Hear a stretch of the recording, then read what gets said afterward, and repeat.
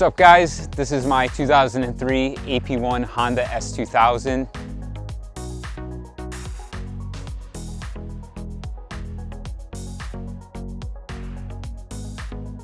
It's a mild, naturally aspirated build. The head has a little bit of material off of it to raise compression, combined with a thinner spoon head gasket, so static compression is somewhere around 11.7 to 1. It has a set of Brian Crower Stage 2 aftermarket camshafts in it, all Supertech titanium valve train and uprated valve springs. It has a J's Racing header, full 70mm back exhaust. It has a 70mm throttle body, port matched to the intake manifold, and everything is controlled off of a Haltech Platinum Pro plug-and-play ECU. The suspension setup on this car is pretty mild. I've gotten it to the point where I think it's got a pretty decent balance, especially being the S2000, known for its more snappier nature at the limit. I don't want so much all-out grip in this car, but I wanted to have that driving bliss balance, so I do sacrifice a little bit of all-out grip and speed. Plus the tire choice that I have on here today is maybe a little bit prohibiting as far as a very fast lap time, but it should be really fun to see what this thing does out on track. I haven't driven this car in 2 years and I'm super excited to see what it does.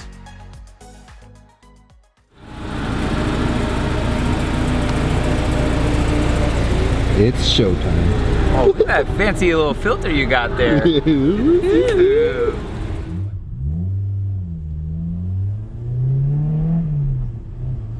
What is up, guys? We are back with another episode of The Slip Angle. We're back. Can you believe it? I can't believe it. But we are back, and we are out here today in my 2003 AP1 Honda S2000. I haven't driven this car in 2 years.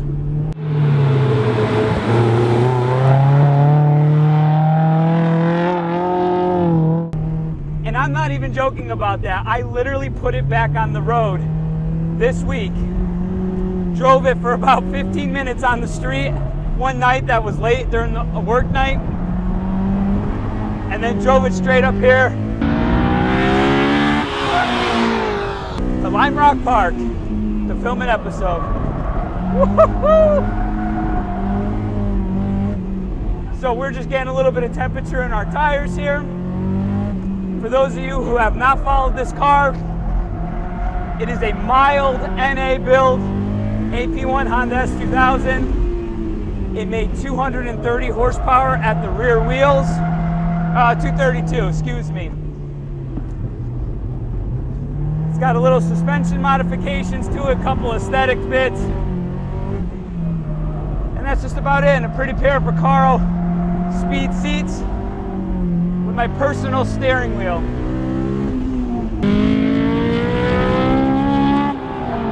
And all the VTEC the lands have to offer. So now that we got some heat in these tires, let's go for our attack and do some fast laps to see how she does. Awesome rotation from the AP1 Super Happy tail happiness. Good brakes. I love the S2000's ABS system. One of the best I've ever experienced in a sports car. Allows you to brake very deep and trail just so nicely. The S2000 is a little bit shorter stroke shock, so it doesn't have the most travel. The bumps upset the car a little bit. VTEC, we're a little under geared for this track. An upgraded final drive in the diff would make a big difference. We're running her on my Continental street tires. They're DWS Extreme Contacts. See what we can get for a lap time out of her.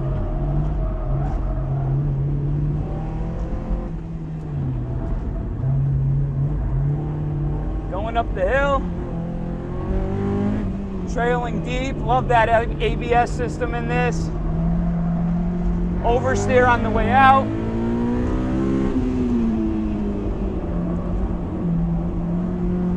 Probably licking my lips because I'm concentrating. Flying over those curves.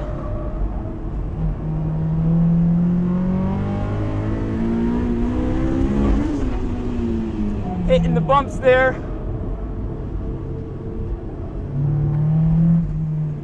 We're gonna take the inside line, see if it's faster. There's a big crater on that uphill that you either drive around it or you drive in between it.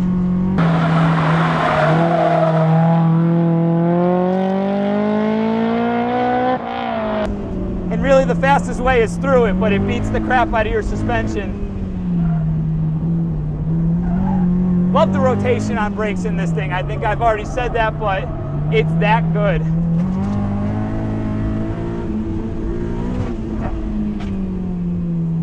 Ooh, we're getting faster. I think this line is the way to go on the inside for this car.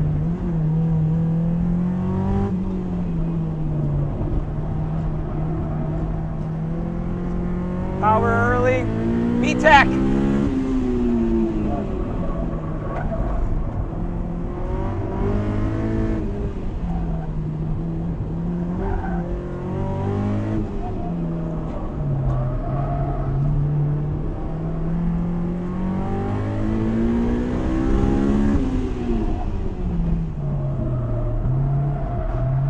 Ooh, a little bit too much rotation there under the brakes.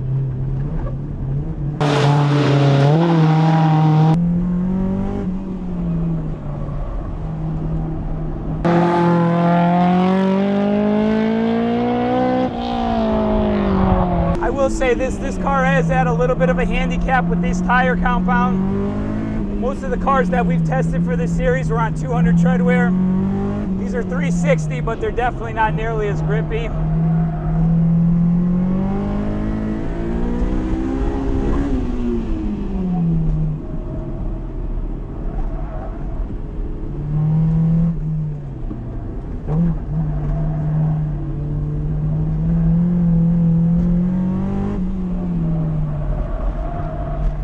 Feel them already getting greasy.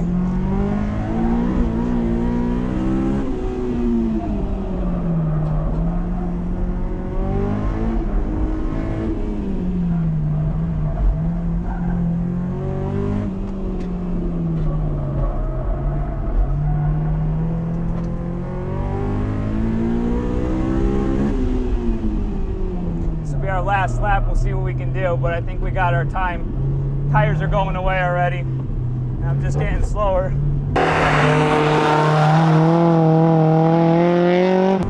It's really a fine balancing act of brake and throttle, constantly fighting understeer or oversteer on this track surface because it's just a lower grip surface.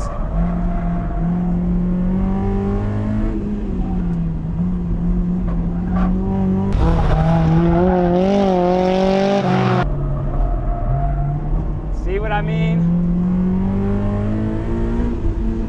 There's our time. All right.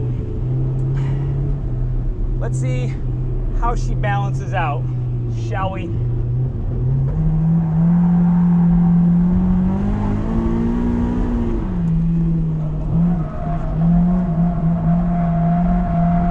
Oh.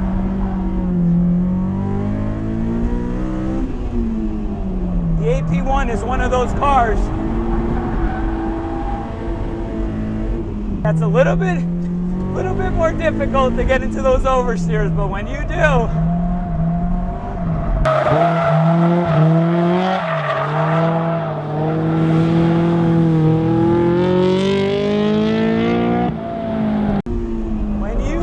you better be quick.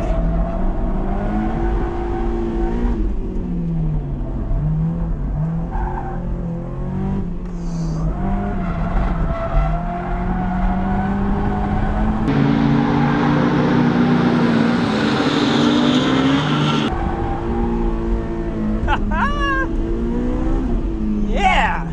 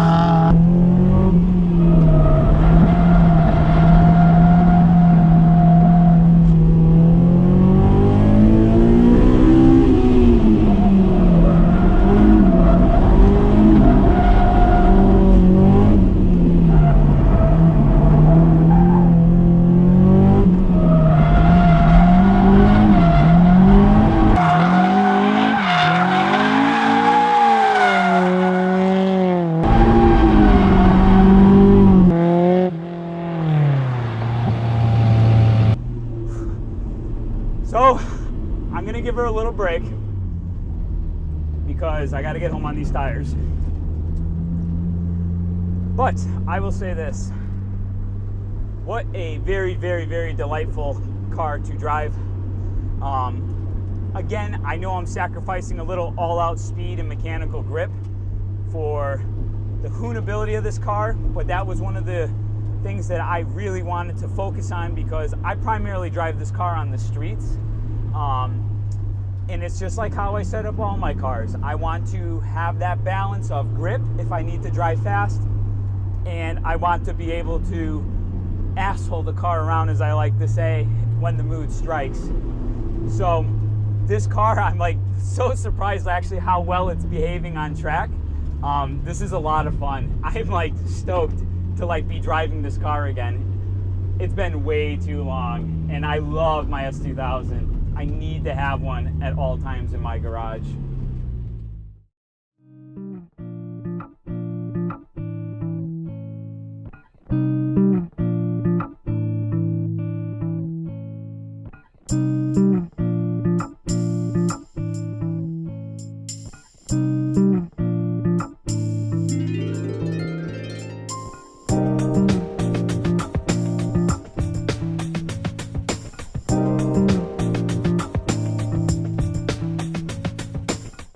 The Honda S2000. If there was ever a car that could be called an exotic Miata, this would be it. From its gorgeous aggressive aesthetics, its simplistic driver-focused interior, razor-sharp handling, world-class gearbox, and oh, that delicious 9,000 RPM engine. This car ticks all the right boxes for the hardcore driving enthusiasts. It was almost as if the man Keiichi Tsuchiya himself sat down with Honda and gave them all the essentials to make a damn proper sports car. I love the Honda S2000 and will always have a permanent spot for one in my garage.